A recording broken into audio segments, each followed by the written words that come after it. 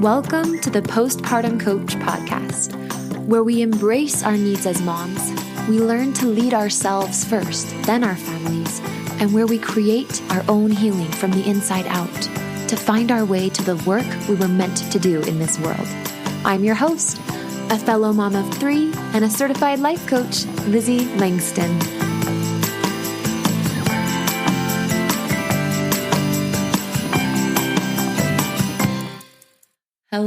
Hello, friends, family of the internet. Hello, all of the podcasties out there for the Postpartum Coach podcast. If you've never met me before, my name is Lizzie Langston. I've birthed 4 kids, everything from a holistic water birth in a birth center to an emergency C-section and all sorts of complications from postpartum depression and anxiety, really intense birth trauma, a postpartum hemorrhage. So I can't say I've seen it all. Preeclampsia, got to add that to the list. I can't say I've seen it all, but I've gone through a lot. And just this last year, I've had my 4th baby. Now, it was a completely different experience. I think part of it was that I was in my 30s and I just know more and I'm just wiser, not because people in their 20s are dumb or something. You just learn as you go in life. So I think part of it was because I was older. But as I sat here in my beautiful office on this beautiful winter day in Arizona, and I reflected on this most recent postpartum and how much better and safer and sounder and sleepier, dreamier it was, I realized that I really did change some things in my mindset, and it consciously, and it very much changed how I treated myself and even how other people treated me postpartum.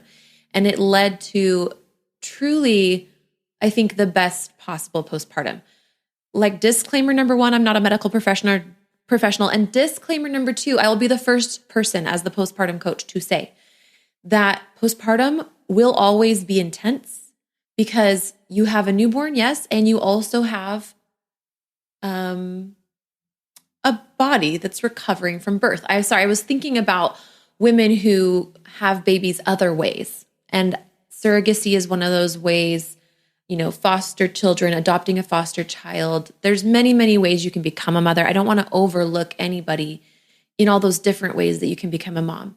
I just haven't done those. So this specifically, I can speak to the moms who have birthed the babies through their bodies. But this probably would be helpful for anybody postpartum. So let's go ahead, and I have these 5 beliefs that I really worked on, and I want to back up before I tell you these. I have a couple things that you need to know about me. Number 1 is that I took a 5.5-year break between my 3rd baby and my 4th on purpose. And during that time, I actually birthed a business. Well, first of all, I birthed myself. And when I say I birthed myself, I actually mean that I didn't actually really know who I was before when I was having my first 3 kids in my 20s.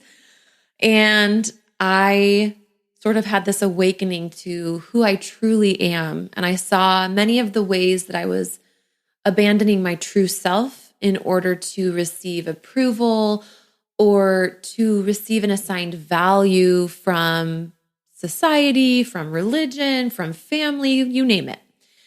So I did a lot of work, and I actually, from after birthing my true self, that's when it was actually through my mental health crisis after my 2nd and 3rd babies, that kind of prompted me to get some more help. I found life coaching.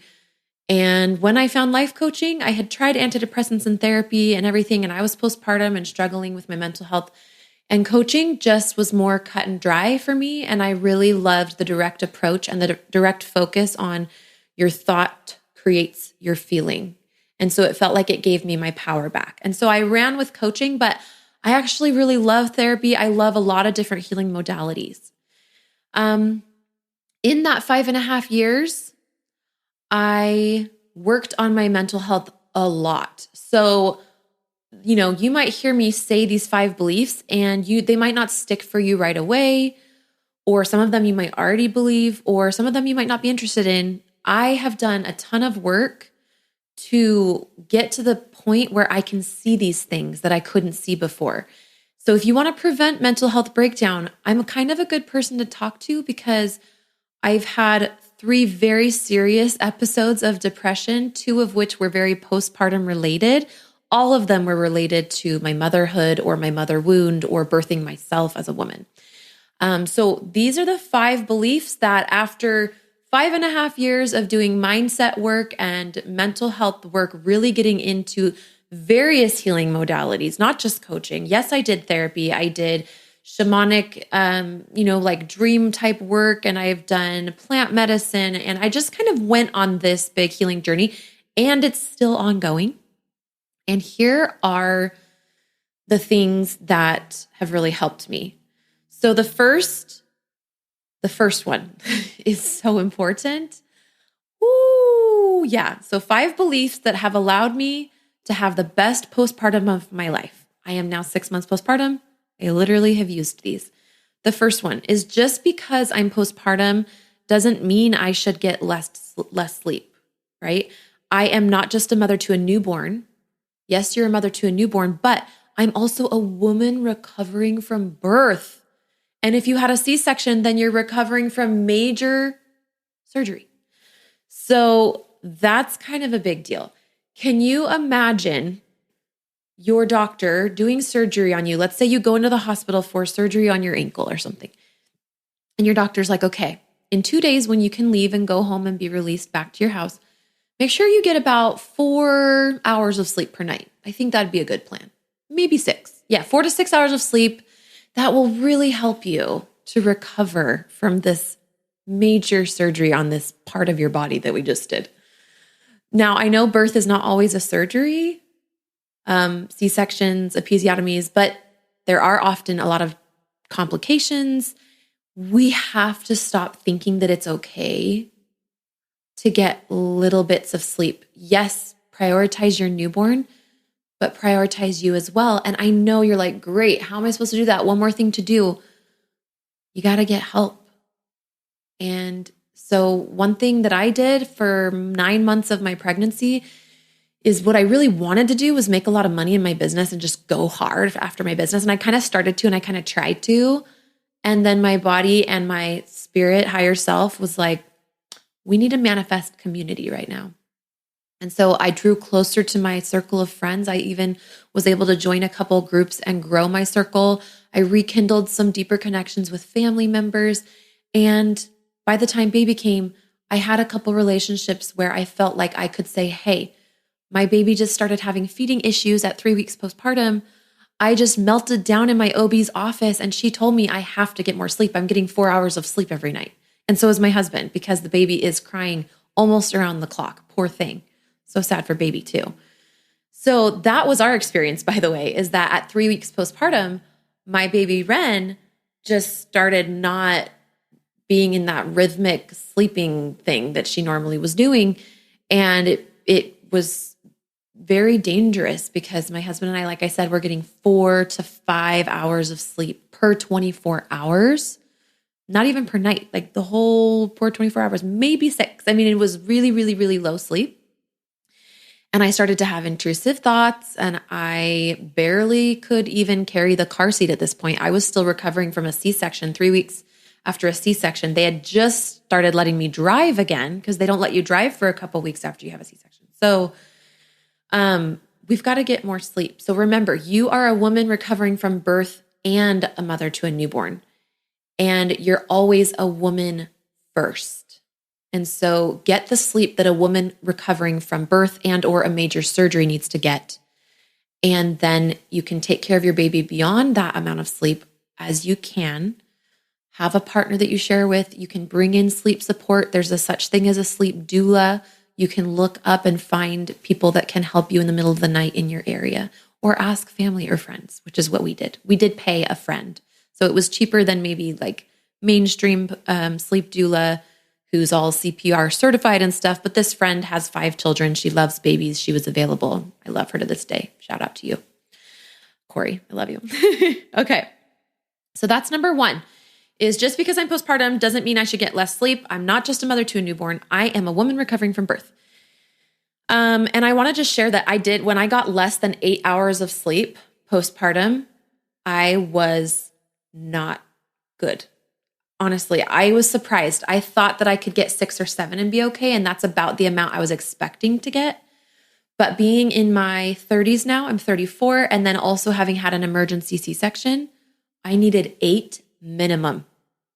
So I actually created a sleep guide for you guys, and I'm going to tell you about it next week in next week's episode, which is going to be called, I don't know what it's going to be called yet, but it's about getting the right amount of sleep for you postpartum. So it'll be episode like 223, I think, or something like that.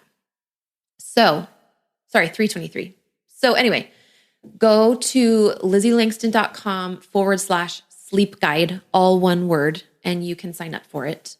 But if it's not there yet, it'll be there soon. Okay, number 2, I am worthy of help before things go wrong. So one thing I really focused on, and I'm going to elaborate on this, but one thing I really focused on is I looked back, I thought a lot about this. I spent hours per week for the 6 to 8 weeks or more, 10 weeks leading up to postpartum and having the baby, which she came a month early, by the way. My placenta partially ruptured. And so that's why we had an emergency C-section, because there was blood entering the my waters, amniotic fluid. So she came a month early. I'm glad I did the preparation. You just never know. Hate to say that. I don't like to scare people, but it's true. You never know. So, yeah, I looked back at my previous mental health crises and I saw a pattern. And I think a lot of women have this pattern, and it's probably socially reinforced in our society. That's probably why we have the pattern. But the pattern is you don't ask for help until you are about to fall apart and you are seriously suffering to some scary extent that is threatening in some way. So I really told my friends and family, my close ones, that were going to be very intricately vital to me having a good postpartum. They were going to be sharing the load by choice with me and my baby and my husband. I told them that this was one of like my MO with this postpartum. I was like, I don't want to wait till things get bad. So if you guys see a need for help, tell me about it. If I have a need, I'm going to ask as soon as I even can anticipate it, let alone need it, because that is something I don't want to mess with again. Don't mess with mental health and getting low sleep, and also not asking for help until you're really suffering is a good way to end up in a mental health crisis postpartum, and frankly, probably anytime. So I wrote, I am worthy of help before things go wrong. I can gently encourage, and I want you to say these things to yourself if you want. I can gently encourage those I love or on my inner circle to serve me and get involved before things get bad postpartum. I can refuse to repeat the pattern of reaction to mental health and physical health. Things do not have to be chaotic and falling apart in order for me to feel permission to ask for help. Okay, let me say that again. Things do not have to be chaotic and falling apart in order to give myself permission to ask for help. I do not have to be on the brink of imploding before I ask for help.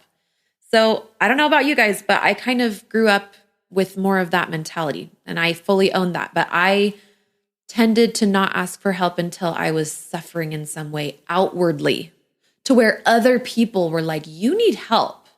And I'd be like, yeah. Or no, I don't. Okay, yeah, thanks.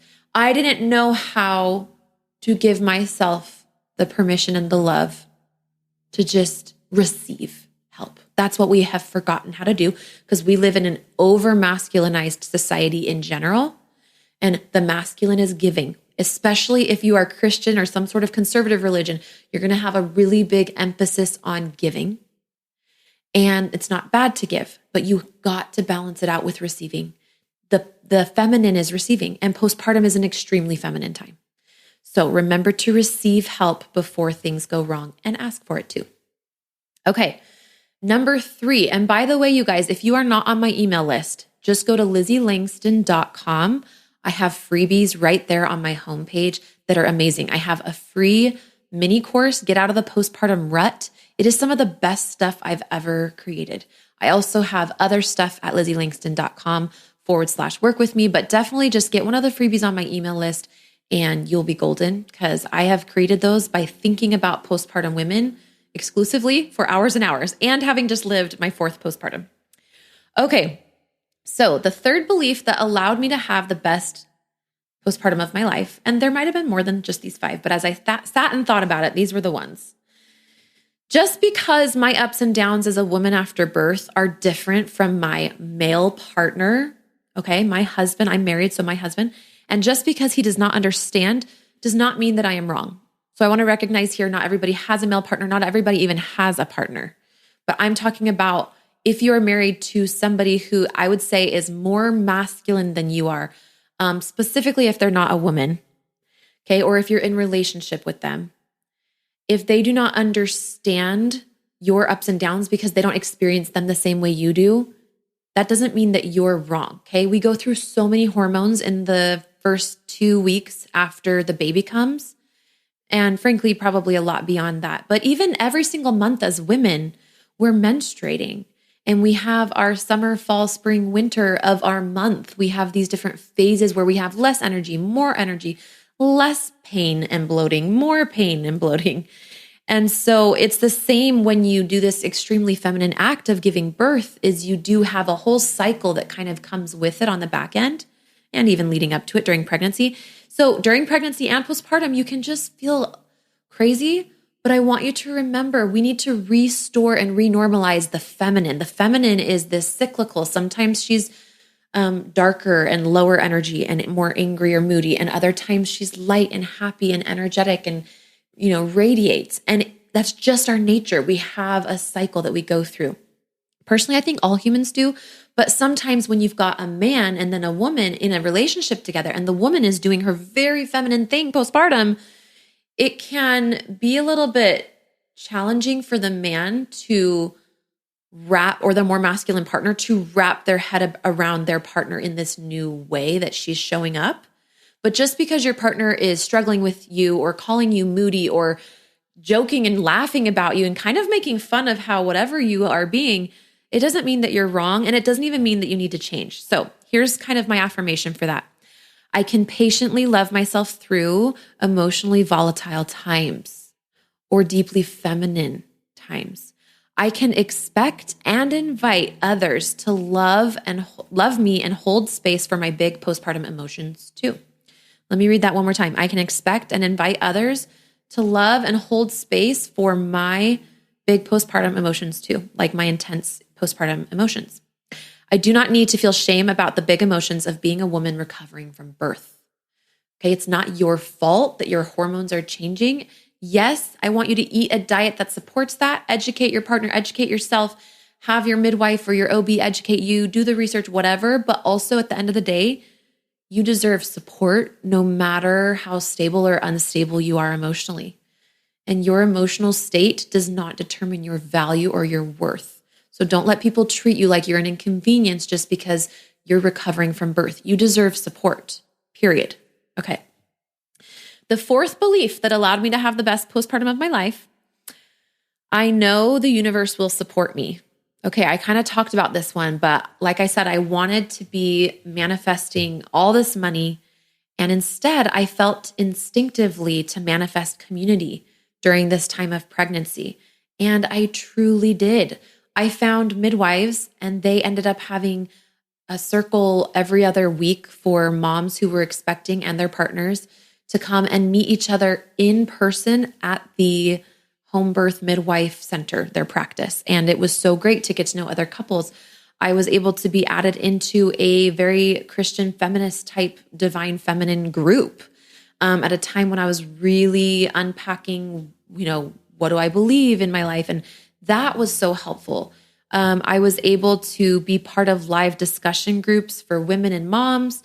And I found a religion recovery group, like a support group for people who were sort of deconstructing Christianity and kind of changing their relationship with Christ. It was a really crazy time in my life. And I was also pregnant and needed a lot of mothering myself. And then I met a couple new best friends through that support group that I still to this day am talking to.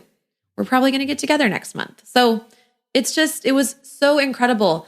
The universe really will support you, and really dig deep and ask your body what it actually needs, right? There's what we think we need from our fears, which is what I was doing with the trying to earn all this money in my business. But what I deeply, deeply needed on a soul level was to be nurtured and have more community around me. And I know the universe will support you too. All right. And belief number 5 that allowed me to have the best postpartum of my life. Are you ready?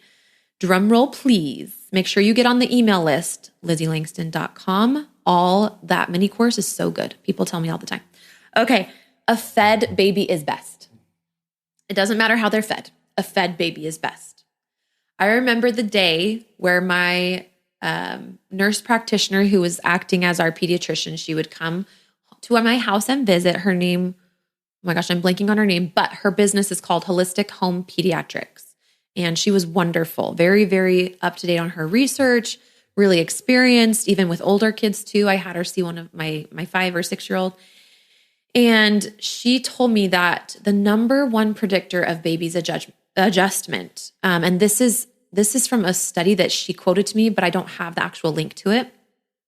The number one predictor of baby's adjustment is mom's mental health, the baby's mother's mental health. That's the number one most highly correlated predictor. It doesn't mean there aren't other important things that impact your baby's well adjustment, but the number one strongest correlation between baby's good adjustment is how mom's mental health is doing. So when it comes to breastfeeding and bottle feeding your baby, I just want to tell you that ultimately do what's best for your mental health. And that doesn't always mean stopping nursing, because sometimes weaning the baby can create a lot of guilt and da-da-da-da. So whatever decision you make, stick to it like glue, man. Like, just have your back. There's no going back. Like, be all in and find people and resources that support your decision. You do that work. You are responsible for creating the feeling that you made the right decision. Nobody else can tell you you made the right decision. Nobody can. Not even your spouse, not your mom, not your mother-in-law, grandma, not even your doctor. You. And I remember when my nurse practitioner came in and my baby was having feeding issues because she came a month early. So her oral development wasn't all the way there. We found out about 2 weeks after this point that she had a tongue tie and a lip tie that she had to have surgery on to release both of those. But this was before that. So I was trying to get her to nurse. I couldn't sleep. She wasn't eating very much. She's like, how important is it to you to breastfeed? I'm like, 10% important. Like, it would be so great because I love it, but I'm not willing to sacrifice very much for it. Not this time, not with 3 older kids, including 1 kid on the spectrum. And she was in therapy in our home every day. She's like, all right, good. Because I was going to tell you that this is going to be a lot of work if you want to try to get this baby with her feeding issues to be able to nurse. And it'll probably take a lot of pumping and all these little gadgets. And so I was like, nope, I'm good. And that might not be for everybody, but I just want you to know that a fed baby is best. And that is exactly what she said to me. It is what a certified nurse midwife in the hospital said to me. Actually, 2 different midwives said that to me. I think another nurse said that to me. So everybody was so supportive. And so I pumped for 3 weeks and then I weaned. I kept my last bag of breast milk that I might possibly ever create in the freezer so that I can submit it and get a piece of breast milk jewelry made for myself, just as like a tribute to my beautiful breasts and body for creating the milk that they made for me and for my babies. I was so grateful. And my supply was amazing, which I had also manifested all pregnancy long. So it was just beautiful. And then I was done.